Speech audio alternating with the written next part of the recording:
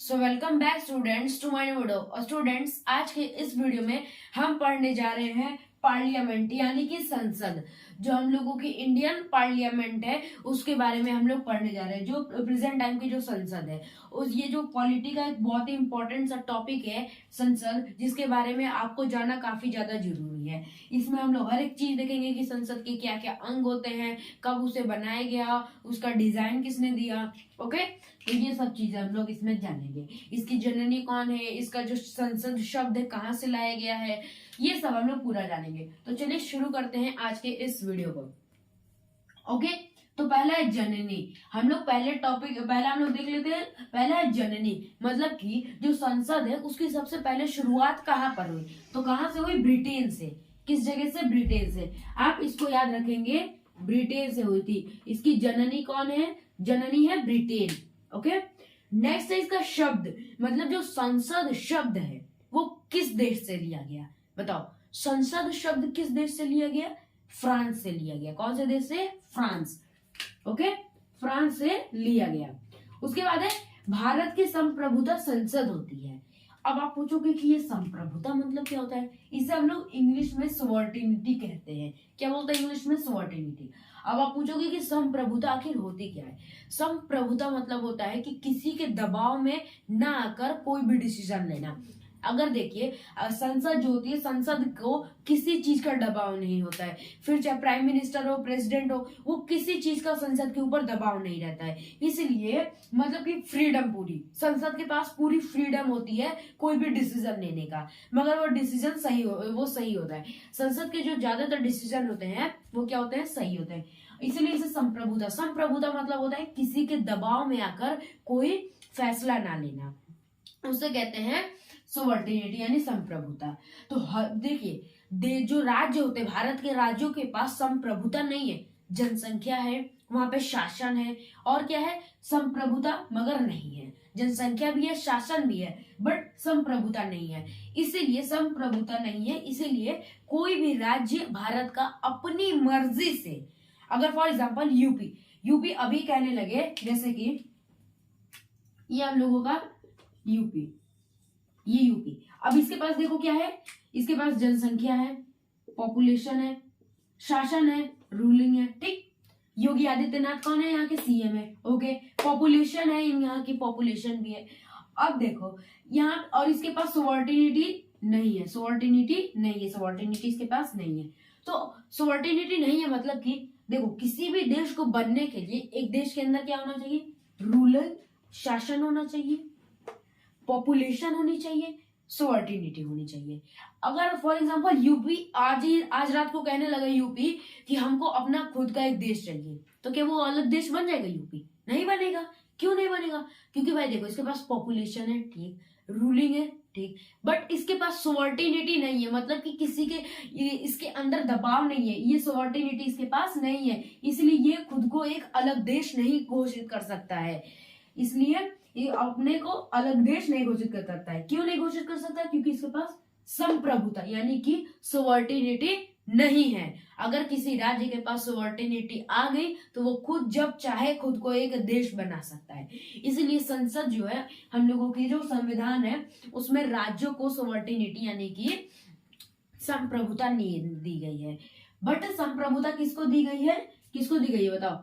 संसद को दी गई है। संसद को क्या दी गई है? संप्रभुता। इसीलिए संसद के ऊपर कोई दबाव नहीं होता है। वो जब चाहे जो डिसीजन लेना चाहे वो ले सकता है डिसीजन, बट वो डिसीजन ज्यादातर क्लियर होते हैं, यानी कि हित के लिए होते हैं, सब लोगों के लिए।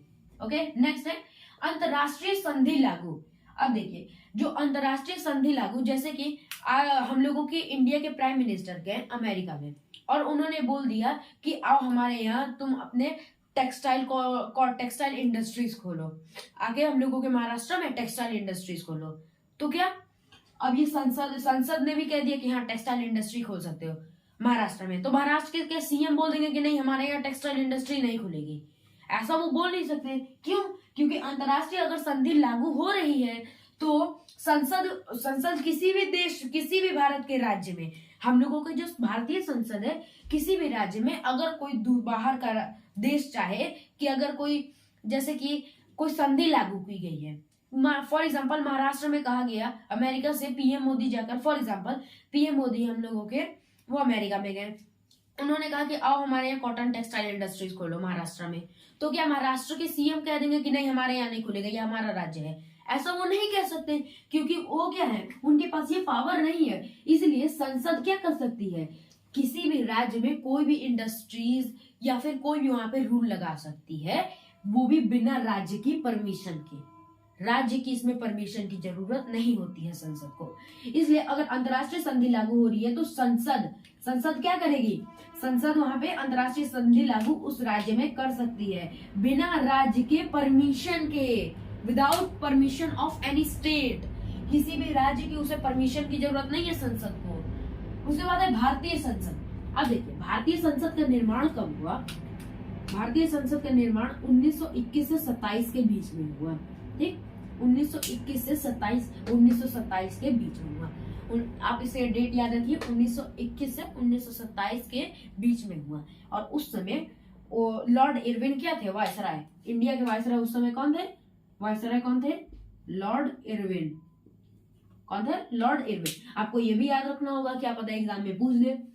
ओके, नेक्स्ट है भारतीय संसद बनाने वाले। अब देखिए भारतीय संसद बनाने वाले, जो भारतीय संसद का डिजाइन है वो किसने बनवाया, तो लॉर्ड लुटियन एंड बेकर। जो लुटियन और बेकर थे, इन लोगों ने मिलकर ये संसद बनाए थे। मतलब कि जो पूरा डिजाइन हो गया ये सब लॉर्ड लुटियन और बेकर। आप इसका एक बार स्क्रीनशॉट ले लीजिए। ओके, अब हम लोग देखते हैं भारतीय संसद की चर्चा किस, जो देखिए हम लोगों की जो कॉन्स्टिट्यूशन बुक है उसमें संसद की चर्चा किस अनुच्छेद में किया गया, तो बताओ। अनुच्छेद आर्टिकल 79, यानी कि अनुच्छेद 79 में हम लोगों की जो संसद है उसकी चर्चा की गई है, आर्टिकल 79 में। आप इसको याद रखेंगे, आर्टिकल भी कई बार पूछ देता है एग्जाम में। उसके बाद है संसद के अंग।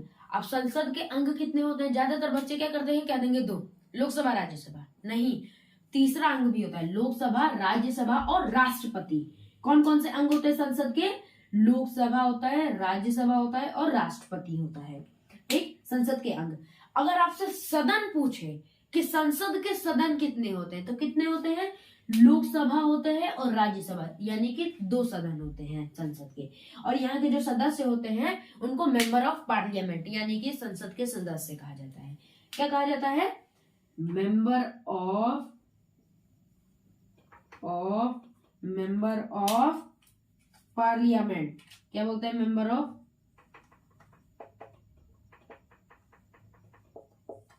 ऑफ पार्लियामेंट बोलते हैं संसद के सदस्यों को। संसद के जो सदस्य होते हैं उनको क्या बोलते हैं, मेंबर ऑफ पार्लियामेंट। ओके, सदन आपको समझ में आ गया, कितने सदन होते हैं, 2 सदन होते हैं, लोकसभा और राज्यसभा। सदस्य के संसद के जो अंग होते हैं कितने होते हैं, 3 होते हैं, लोकसभा, राज्यसभा और राष्ट्रपति।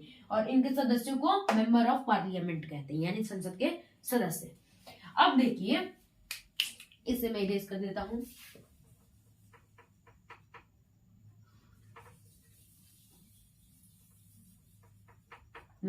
अब देखिए हम लोगों का जो संसद है उसका वर्णन आर्टिकल 79 में किया गया है, उसकी चर्चा। अब देखिए, अब आता है लोकसभा और राज्यसभा। लोकसभा की चर्चा किसमें की गई है, आर्टिकल 81 यानी कि अनुच्छेद 81 में, और राज्यसभा की आर्टिकल 80 यानी कि अनुच्छेद 80 में की गई है। लोकसभा की किसमें, 81 में, राज्यसभा की 80 में। और ये संसद की पूरी किसमें की गई है, संसद की गई है आर्टिकल 79 में। ओके, अब देखिए जो लोकसभा होता है, लोकसभा, ये यूके में इसको क्या बोला जाता है, ये लोकसभा को हाउस ऑफ कॉमन। मतलब कि जो लोकसभा में, लोकसभा और राज्यसभा के बारे में अगली वीडियो में मैं पूरे डिटेल से बताऊंगा, क्योंकि अभी हम यहाँ पे संसद पढ़ रहे हैं, ना कि संसद के अंग या फिर सदन।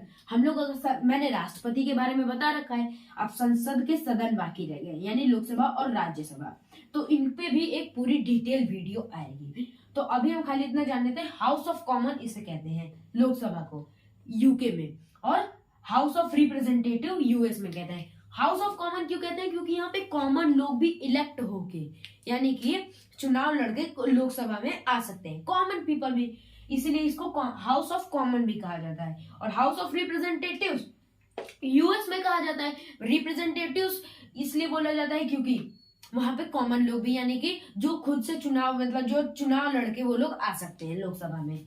राज्यसभा की अगर बात की जाए, हाउस ऑफ लॉर्ड्स, यहाँ पे चुनाव लड़के कोई नहीं आ सकता है, इसलिए हाउस ऑफ लॉर्ड्स कहा जाता है, और इसे सीनेट्स कहा जाता है यूएस में। राज्यसभा को यूएस में क्या बोला जाता है? सीनेट्स। अब एक और चीज देख लीजिए, आप इसका स्क्रीनशॉट ले लिए होंगे, मैं इसे इरेज कर दे रहा हूं।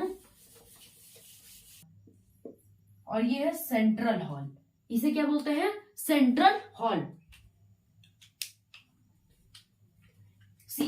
इसे बोलते हैं सेंट्रल हॉल। यहीं पर जो लोग, यहीं पर सेंट्रल हॉल में हम लोगों का संविधान का निर्माण हुआ था, इसीलिए अगर कोई भी मतलब इंपॉर्टेंट मीटिंग होती है तो लोकसभा और राज्यसभा के दोनों लोग यहीं पर आके यानी सेंट्रल हॉल में आते हैं। ओके, तो यहीं पर हम लोगों की संविधान का निर्माण हुआ था। संविधान का निर्माण अगर आपसे पूछ ले कहाँ हुआ था, तो कहाँ पे हुआ था?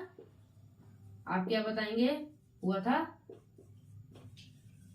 सेंट्रल हॉल में। ओके, सेंट्रल हॉल में ये हुआ था, लोगों का संविधान जो है उसका निर्माण हुआ था। आई होप आपको ये वीडियो पसंद आई होगी, तो अगर आपको वीडियो पसंद आई तो लाइक कीजिएगा, हमारे चैनल को सब्सक्राइब कीजिए। मिलते हैं हम लोग अगली वीडियो में, तब तक के लिए बाय, थैंक यू।